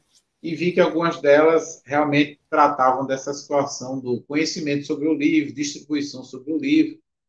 Isso, nós estamos dentro de uma cidade, a capital do estado tem pouquíssimas livrarias, incluindo o nosso apoiador, a Cooperativa Cultural. Isso já é um gargalo gigante, porque se fora o lançamento do livro, para você chegar a esse livro, quem é pesquisador, por exemplo, como eu tive que virar detetive particular para achar determinado livro em determinado município e em outras situações pedir emprestado de quem tinha para tirar fotocópia. Então, é uma situação complicada. E foi muito bem falado aí por Ana Cláudia, né? Não dá para comparar a nossa produção local com essas grandes editoras, sob hipótese alguma, porque o poderio delas é muito grande e, assim, focado, em especial nas cidades de Rio de Janeiro e São Paulo. Que se juntar as duas, já tem 30 milhões de pessoas ou perto disso. Então, eles não precisam mais ter isso para fazer sobreviver aquela literatura, enquanto nós precisamos, além de sair da capital, chegar em outras cidades. Por exemplo, o poeta de Mossoró é pouco lido em Natal, e o de Natal é pouco lido em Mossoró, e vice-versa, ou pouco conhecido. E isso daí realmente, a própria universidade realmente tem um pouco de culpa nisso. Né? Fiz graduação na UFRN, assim como você, Carlos, né? E fiz mestrado e doutorado lá, e, assim, foi lá que se descobriu, através de pessoas como Tarcísio Gugel e o professor Humberto Hermenegildo, que essa literatura potiguar era vasta, era grande, tinha seu valor, e o trabalho do mestrado lá, do PPCL, através do PPGL lá, do PGEL, tem uma espécie de retorno. Há muitas pesquisas sobre o Rio Grande do Norte, algumas ficam lá, mas outras são publicadas. Então, eu acho que o respaldo sobre essa literatura tem que ser constante.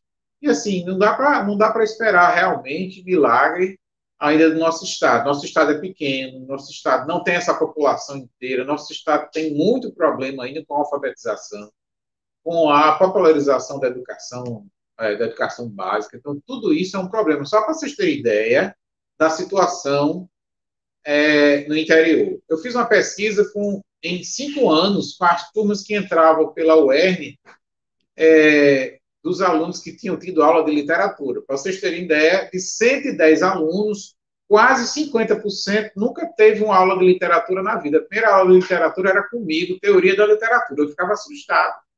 Nenhum deles tinha sequer aberto um livro na vida, porque não teve aula de literatura, porque o professor simplesmente de português não quis ministrar essa aula de literatura.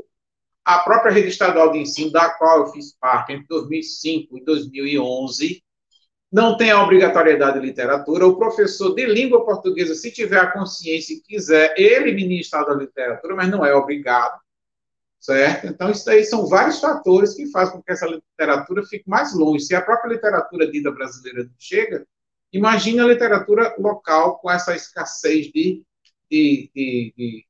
distribuição, por exemplo. Mas eu acho que a escola tem um papel fundamental nisso, além desses grupos literários que a Ana Cláudia falou, e que a professora Araceli também citou, tudo isso pode ser a porta de entrada para essa literatura local expandir a sua quantidade de leitores, certo? Vi os comentários aí do escritor José de Castro também, certo? É assim, essa literatura local ela precisa ser mais expandida na medida do possível nosso, mas é muito difícil diante dessa situação que eu falei, né? Assim, nem livraria praticamente nós temos, né? Temos pouquíssimas na cidade, né? Assim, Mossoró também tem uma, e tem os sebos para você comprar esses livros. Se você não for no dia do lançamento, ou fizer como Regina Azevedo fez, né? Fez lá, olha, quem quiser está aqui a conta, coloca o endereço, coloca o capital necessário, o investimento, que o livro chega até a sua mão. Em tempos de pandemia, né, fica mais difícil ainda.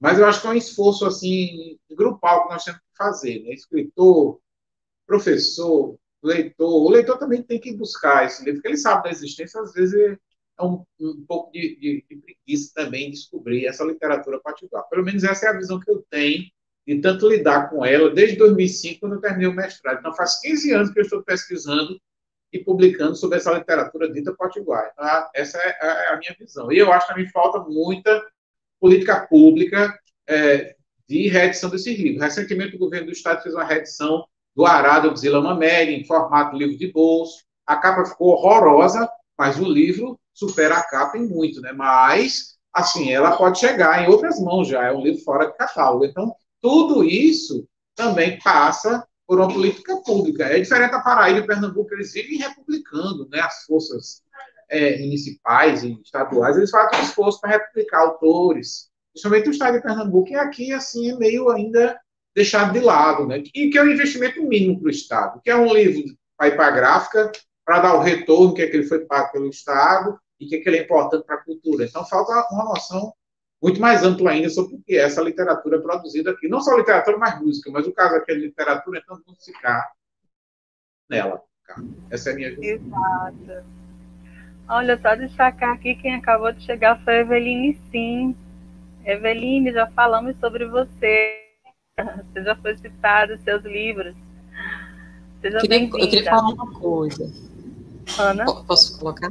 Pode sim. Uma coisa que eu queria falar é exatamente desse leitor, né? Porque às vezes a gente fica tão dentro do nosso circuito como escritores, como amigos de escritores, a gente se lê, a gente se apoia, mas esse grande público de leitores, cadê? Que não nos conhece, né? A gente, às vezes eu vejo polêmicas, tipo assim, por que fulano não me citou? Por que fulano não valoriza meu trabalho? Gente, enquanto a gente está discutindo isso, o leitor potiguar está acessando a Amazon em busca dos escritores estrangeiros, depois do escritor nacional, e nunca o nosso, sabe por quê? Porque ele ainda precisa nos conhecer, ele precisa saber que a gente publica em vários gêneros, a gente não só publica história sertaneja, porque às vezes eu vi isso. É porque assim, eu já conheço o sertão litoral, tudo que for falar sobre isso, opa, tem gente aqui escrevendo distopia, terror, gore, coisas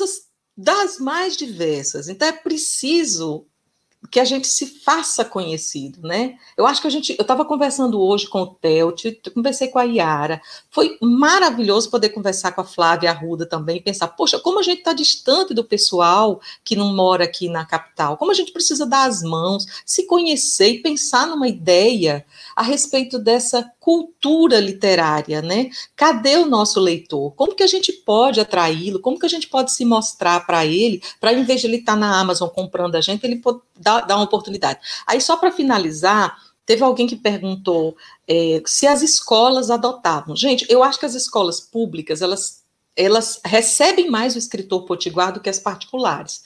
Mas as particulares, muitas delas já têm se aberto. Mas eu já cheguei, porque eu vou muito nas escolas, e eu sou mãe de alunos do Fundamental 1, aliás, do Fundamental 2, e aí a gente chega e eles dizem, não, é porque a gente privilegia um tal de cânone nacional. Tá, então, mas aí eu como mãe, eu disse, mas eu queria que os meus filhos, quando vocês passassem a lista de livros, lembrasse do escritor potiguar e passasse um livro de alguém que produz aqui na terra para o meu filho, minha filha, que nasceu aqui, vive aqui e provavelmente vai morrer aqui, possa ter acesso e contato com isso. Então, já é uma coisa assim meio intransigente da minha parte. O perigo é eu não ser escolhida por causa disso, mas os outros, né, serem escolhidos. Então, a gente tem que pensar nessas coisas, em vez da gente estar pensando aí, por que ninguém fala meu nome? Por que ninguém me publica? Por que ninguém... Tá entendendo aí a coisa de você pensar? Eu gosto muito da filosofia do mulherio, porque é uma filosofia horizontal. O pensamento é, vamos se apoiar, vamos olhar para a literatura da outra, vamos ler, vamos divulgar, vamos... Entendeu? Eu queria fazer um comentário em cima disso que a Ana Cláudia está colocando. Pensei logo no mulherio, viu, Ana? Eu acho que... O que é um mulherio, né? Para a grande maioria que está nos ouvindo agora, né? O mulherio das letras, um movimento muito forte, que começou praticamente no Nordeste, né? Começa em João Pessoa, são mulheres do Brasil que se reúnem, né, para ler a literatura de mulheres, mas acaba que a gente não é só ler mulher, mas a gente faz um trabalho de comprar o livro da escritora, que a gente às vezes nunca ouviu falar, fazer circular esses nomes, porque é muito difícil. Durante muitos anos, eu era escritora de um livro só, e começava aqui, um dos meus filhos sempre dizia assim, mãe, como é que eu vou dizer que você é escritora, se você não tem o que mostrar? Né? E eu escrevo muito, só que assim, está tudo guardado, né? E eu botava no blog, eu botava nos meus trabalhos, mas não tinha essa chance de entrar no mercado. E uma coisa que a Ana Cláudia conversou agora, né, que ela fala que é muito sério. Então, você vai falar sobre a cultura do sertão, mas todo mundo já falou isso. Você é regionalista, né? Para que mais um regionalista? Então, eu gosto desse tipo de literatura, mas a minha literatura é uma literatura fantástica, que é o que eu amo escrever. O meu conto é um conto fantástico. A minha influência é essa, tanto como leitora, né, conto de terror, conto de bruxas e de magia, e um dos meus filhos, que lê bastante sobre isso, ele diz, mãe, você devia, olha aí o Harry Potter, ele fala sobre isso, e você devia escrever sobre isso. Aí eu começo a rir, que eu digo, mas eu escrevo sobre isso. Aí eu digo, mas como é que pode? Uma escritora que escreve sobre o que o jovem gosta de ler, e a gente não é lido nas escolas. E durante muitos anos, nós que somos professores de literatura, a gente tinha, quando era o antigo vestibular, nós tínhamos a indicação de obras norte-riograndenses no vestibular da UERN, eram 5 obras obrigatórias, no vestibular da UFRN. O Enem veio e desmoronou isso. E praticamente o que se tem de pergunta de literatura é aquela coisa assim, entre aspas, o tal do cânone, e que me revolta profundamente, porque nós tínhamos a geografia do Rio Grande do Norte, a história do Rio Grande do Norte, a literatura do Rio Grande do Norte, as aulas do ensino fundamental, e eu estou dizendo isso como mãe e como pessoa da área, né, como formadora. Então, as escolas tinham projetos, as escolas públicas e as particulares de se trabalhar o Rio Grande do Norte. E hoje isso ficou, na própria formação do curso de letras, o que a gente faz com a literatura do Rio Grande do Norte se, na proposta do ensino médio, praticamente não se fala mais isso. Os professores mantêm, porque ainda tem aquele apego, o prazer de ler a literatura do Rio Grande do Norte, principalmente na escola pública. Eu sei que é difícil fazer isso, né? Principalmente quando a gente tem, e passou muitos anos com a nossa maior biblioteca pública fechada, em condições precaríssimas. Eu vejo e vi, né, a luta de quem quer pegar um livro da biblioteca Canoa Cascudo, daquelas condições. Eu sempre me revoltei, eu conheço, né, aqui tem colegas nossos que também, a gente já fez muita campanha, e agora, né, tá melhorzinha, mas ainda não está aberta como deveria ser. eu trabalhei dentro de uma biblioteca na Zona Norte, que é um espetáculo, né? A UERN começou dentro de uma biblioteca. E quando a gente estava lá, eu dizia assim, como é que uma biblioteca não é aberta ao público? É fechada, não tinha bibliotecários, não tinha, até hoje acho que foi desse jeito. E como é que não tem um sistema de empréstimo? Eu sou rata de biblioteca, porque eu tive uma formação em São Paulo, minha origem, eu sou paulistana, mas filha de cearense, e eu morei durante muitos anos perto da Biblioteca Monteiro Lobato, que me fez essa leitura voraz, mas eu frequentei outras bibliotecas, então, é a maior, se você pergunta assim, qual é a saudade de São Paulo, das bibliotecas, né, que é o que eu sinto, e não é biblioteca comum, é biblioteca circulante, hoje eu não sei se ainda é esse título, mas era a biblioteca que você ia, pegava 3 livros, levava para casa, ficava 15 dias, e depois devolvia, né, então é isso que eu acho que está faltando também, né, e aí esse empolgamento que nós temos com o autor potiguar, ele também precisa ser colocado, construído, não só no nosso discurso, mas na nossa prática, porque quando a gente entra na escola, as crianças e os jovens se apaixonam pela nossa escrita, é uma coisa interessante. Então, se assim, é difícil? Não, não é difícil, é complicado, porque o acesso às escolas, principalmente as particulares que estão ligadas às grandes redes de editoras, né, que dizem assim, eu adoro o livro da editora tal, a editora já diz qual é o livro que tem que ler, então, como é que eu vou levar a Célia Sobreira, como é que eu vou levar a Ana Cláudia, como é que eu vou levar o Alexandre, porque ele já tem lá um compromisso financeiro com aquela editora, né, mas quando leva, a gente consegue, né, cativar. Então, a dificuldade é essa, vamos fazer um trabalho, né, de um fala para o outro, um cativa o outro, e que a gente, né, trabalho de formiga, a gente chega lá, mas não é fácil. Realmente, não é fácil, não. Olha só, tem uma pergunta aqui de Ilana Bernardo, ela está perguntando aqui, na verdade eu perdi a pergunta, mas ela quis perguntar o seguinte, sobre estratégias, né, para conquistar um público jovem, né, de leitores, principalmente os alunos na idade do ensino médio. Eu acho que a Ana Catarina poderia falar sobre isso, porque ela tem um trabalho bem bacana nas escolas que ela ensina. Na verdade, não tem uma fórmula, né? Eu acho que a gente precisa desconstruir certas coisas. A experiência exitosa que a gente vem tendo na escola é de deixar que o aluno descubra, a gente fala uma coisa, e deixar que ele descubra por ele mesmo. Né?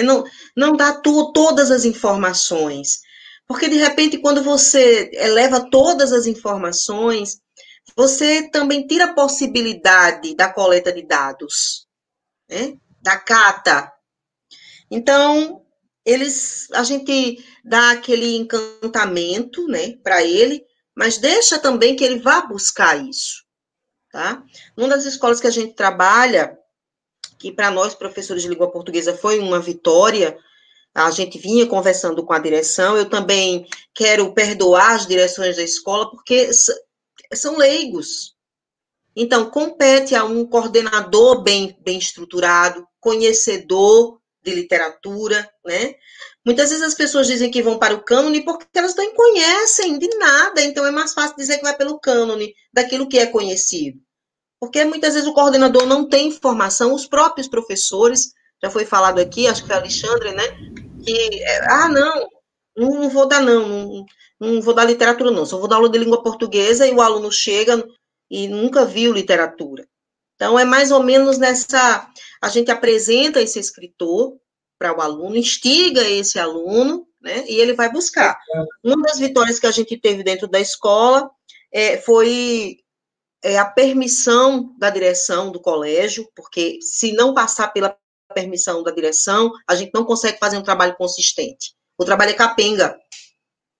Foi conseguir levar uns livros aí de Ana Cláudia Trigueiro, os 3 livros dela, para dentro de uma escola privada, mas isso foi fruto de um trabalho de conversas de bastidores, de mostrar. O que foi legal é que a coordenação queria compreender esse livro, quem é a escritora que está chegando, e a gente desmistifica muita coisa, porque às vezes também quer adotar o livro do escritor norte-riograndense falecido. Parece que quem é falecido tem mais força literária do que o escritor vivo, né?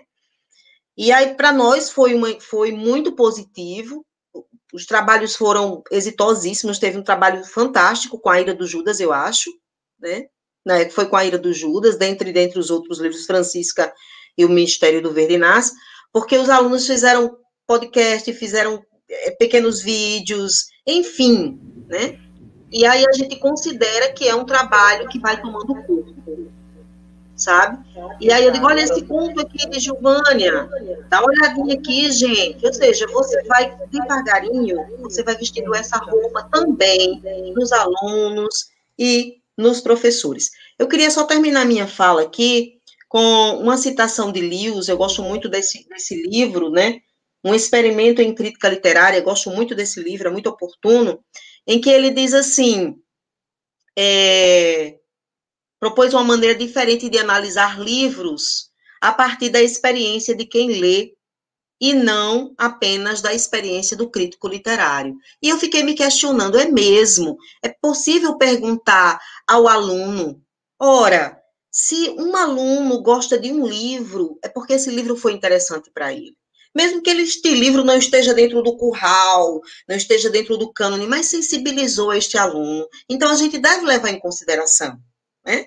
E também ele é muito oportuno quando ele fala que determinados livros estão ovacionados no cânone, né, como o livro de Dante Alighieri, de Shakespeare, tiveram um período gigantesco da história que esses livros ficaram guardados, porque não cabia dentro de determinados momentos históricos. Então, o professor ele precisa de uma formação, né, Alexandre, né, Araceli, para ele desmistificar certas coisas também.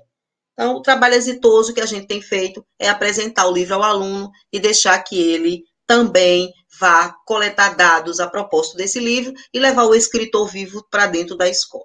Muito obrigada. Gente, o pessoal aqui está nos comentários aqui direto, mas eu vou precisar seguir.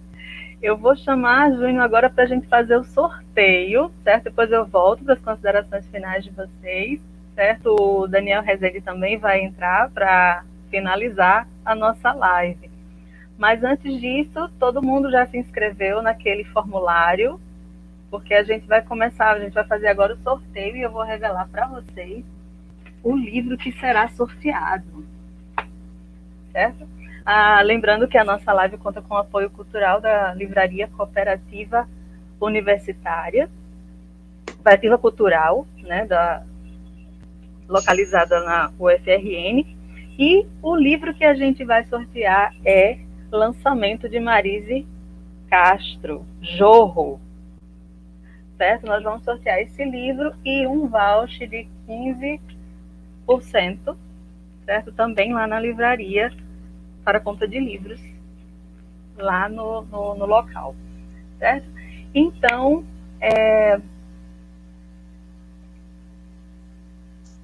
deixa eu chamar aqui o Júnior, que ele vai colocar aqui na tela o sorteio.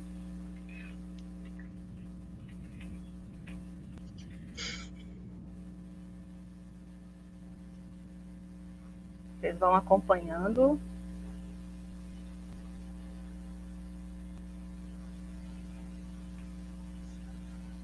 Olha só, sorteada, Geralda Efigênia. Não sei se o Geraldo ainda está aí na live, mas a sorteada foi Geralda Efigênia. Geralda Efigênia também é uma escritora, cordelista, membro da Academia de Cordel, né, daqui do Rio Grande do Norte. Então, a sorteada com o livro Jorro de Marise Castro.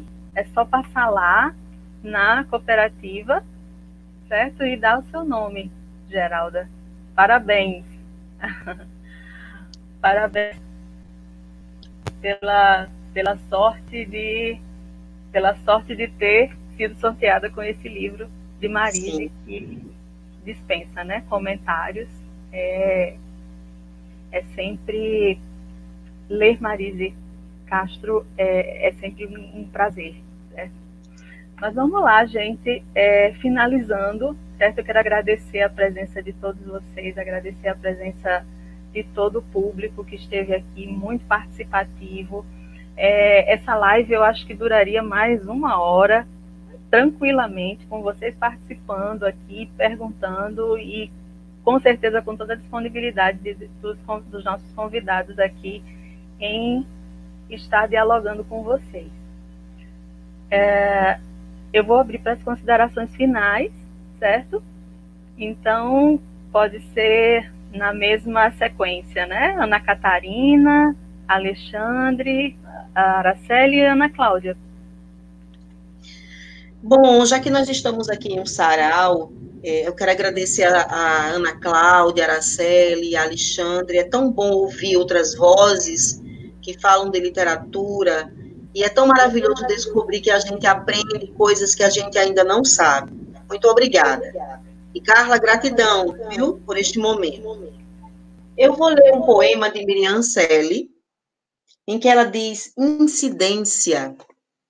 Um sol de sal tão vertical sobre meus dias, um sol de cal incide oblíquo no que respiro, um sol de vento em meu tormento, lento, tão lento, um sol de escuma aflito alumbra o seu metal, um sol de espera já se desespera, tantas esperas, um sol de não e invenção sobre este chão, um sol gilvaz se dilacera na triste face, um sol mendaz se faz escaras em feras falsas, um sol de escara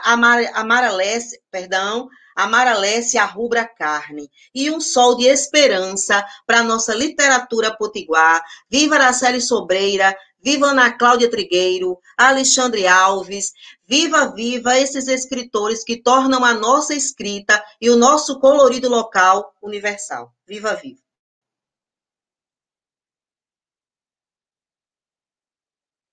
Muito obrigada. Ok, minha vez. Obrigado mais uma vez, Carla. Convidar para a próxima live, né, Carla, dos demais aí. Não esqueçamos que haverá mais. Também vou entrar aí na vibe da professora Ana Catarina Fernandes. Vou ler um pequeno poema de 2006, que parece escrito ontem. Chama-se Escreviver, de Caliane Cibele de Amorim. Quando todos anoitecem e meus olhos se enchem de movimentos, por não ver caminho algum, quando tudo emuxerce e minhas mãos tateiam o possível, que os outros não querem ver. Quando, enfim, somente cinzas de algo que não ardeu teimam em acenar-me enquanto passo. Somente uma palavra, aflora minha boca feito com a oração. Com ela, semeio espinhos e pedras, com gestos devotos, mais que insistentes, e atrevo-me à vida, apesar de tais sombras. Caliane Cibele de Amorim. Escreviver. Poema presente no livro Exercício de Silêncio. Em tempos de pandemia, se atrever à vida, apesar das sombras, é extremamente necessário. Boa noite a todos.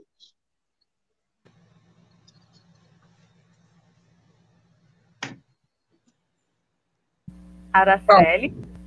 Eu vou ficar com a de Santana, Em Nome da Pele, né? Eu vou tirar uma poesia. Eu queria ler todos que eu escolhi, mas a gente não tem tempo. Fronteiras. Minha terra é um rio. Vaza para os vizinhos. Minha terra é um poço. Água de assombrar canoa. Correntezas fundam lugares. Represas os mitificam. Meu desejo primário delira nas fronteiras. São tantas margens. A saudade é um barco que navega em cova d'água. E um beijão para Ana de Santana, nossa linda professora poeta da UFRN. Eu queria agradecer também a todos, antes de terminar, né, por esse momento, por essas aulas, por esses diálogos, por todos os presentes. Eu acho que eu andei lendo aqui um pouco os comentários maravilhosos, e dá vontade de responder um a um, mas a gente não tem tempo, mas fica aqui minha gratidão por esse momento e que a gente tenha outros. Com certeza teremos. Ana Cláudia? Gente, é muito legal estar com vocês, tá certo? Eu conhecia quase todo mundo, só não conhecia o Alexandre. Parabéns, Alexandre, adorei o que você explanou. Eu adoro garimpar também o que tem de antigo aqui. Acho importantíssimo que a gente esteja olhando também para o passado. Mas, assim, eu quero finalizar a minha fala dizendo que eu leio o escritor Potiguar, porque de todas as experiências literárias que a literatura já me deu desde os 6 anos de idade, as dos escritores potiguares, ou dos que vivem aqui, tem algo de diferente que eu não saberia dizer o que é. Esses dias eu estava lendo a biografia de Newton Navarro, Um Anjo Feito Sereno, da jornalista Sheila Azevedo, e de repente ela vai, o próprio Navarro, né, ela transcreve um trecho de Navarro em que ele fala que quando ele era criança, ele era balançado na rede, e como ele era muito pequeno, colocava um pau nessa rede. Isso é um costume daqui do Rio Grande do Norte. E eu estava na sala, era madrugada, e eu caí em prantos, porque eu me lembrei de um dia em que meu avô me colocou para balançar na rede quando eu tinha 5 anos, colocou o pau para ventilar, né? Acho que tem já esse objetivo. Eu estava com uma dor de ouvido muito forte, e a minha avó estava passando um paninho a ferro para colocar, e foi Navarro quem me deu isso. E foi a Sheila Azevedo quem me deu isso. E outros escritores de fora do Brasil e de dentro do Brasil, que não seja daqui do Rio Grande do Norte, podem me dar. Mas eu quero receber desse escritor daqui também. Me fez tão bem. Então vamos, gente, nunca vamos perder a coragem, a determinação de levar esses nomes da literatura daqui, principalmente para as novas gerações de leitores. Era isso. Sempre reforçar, né, diante da fala de todos vocês aqui, que, enfim, conhecer, né, a nossa literatura, conhecer a nossa arte fortalece a nossa identidade, né? E daqui a gente ganha o mundo, né? A gente ganha o mundo com muito mais facilidade, sabendo quem a gente é, quando a gente tem fortalecido essa nossa identidade. E a arte é algo muito forte na vida das pessoas, né? A gente viu isso nesse período de pandemia, né, o quanto a arte foi importante, né, quantas pessoas disseram que leram mais, que compraram mais livros nessa época, né, nesse período, né, que descobriram outras leituras. Então, é isso, muito feliz com todas essas discussões aqui. Queria convidar todos e todas, né, para a próxima quinta-feira, dia 21, mesmo horário, às 19 horas, certo? A gente vai falar sobre o processo de construção, né? O processo criativo de construção da escrita literária, né? Então, a gente vai ter José de Castro aqui, certo? Conversando com a gente, Bia Crispim, Marcelo de Cristo, né? A gente tem vídeos a gente vai ter vídeos de Olinda Garcia e de Marcos Campos, certo? Então, assim, a gente vai ter um time fenomenal aqui também, conversando, com mais uma conversa, né? Aqui, com a interação de vocês, vai ser novamente muito rico, né? Deixa eu lembrar também que a Helena Monteiro também vai estar com a gente, certo? Falando sobre a escrita dela. Outra coisa que eu queria falar também para vocês, que eu não falei antes, sobre a Livraria Cooperativa Cultural, a partir dessa semana, já até o finalzinho de janeiro, tá com uma promoção nos livros de Clarice Lispector, certo? Todos com 20% de desconto, e tá uma seleção lá incrível, certo? Então, dê uma passadinha lá também, olhem o catálogo na internet, dê uma olhadinha no Instagram. E, para a gente encerrar, gostaria de chamar novamente o Daniel Rezende, representando aqui o SESC RN, agradecer mais uma vez o SESC por esse espaço, parabenizar pela programação, do Poti Cultural. E é isso, Daniel.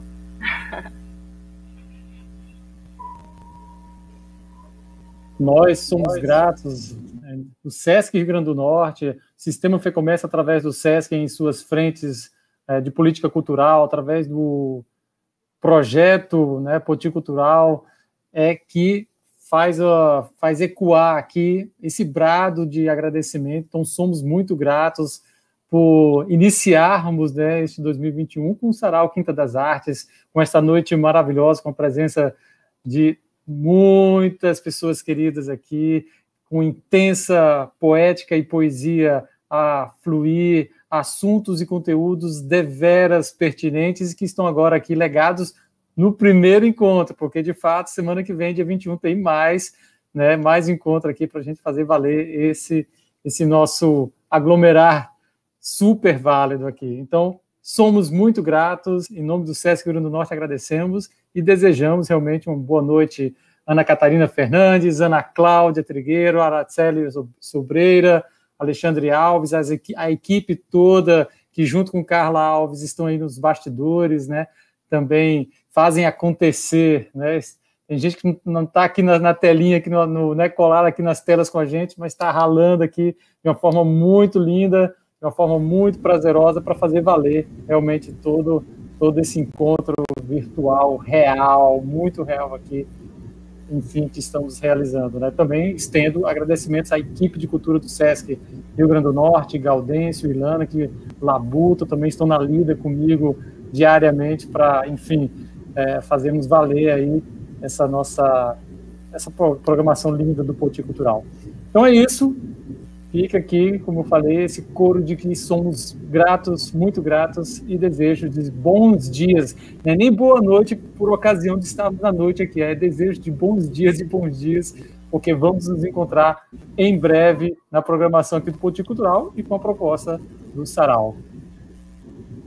Beleza, Dani, da minha ficha técnica, já que você lembrou aqui da equipe dos bastidores, tá bom? Olha só, agradecer, né, o pessoal que está aqui por trás, né, a produção executiva de Alessandra Brandão, as mídias sociais da Camaleão Estúdio, a direção de arte de Vitória Ventura, a assessoria de imprensa da Solar Comunicação, com o Luciano Oliveira, né, e do nosso técnico, né, François Júnior, que também está aqui por trás, né, fazendo toda essa, estruturando tudo isso para a gente estar aqui conversando com vocês. Muito obrigada. E até quinta, às 19 horas, neste mesmo canal. Até quinta. Até.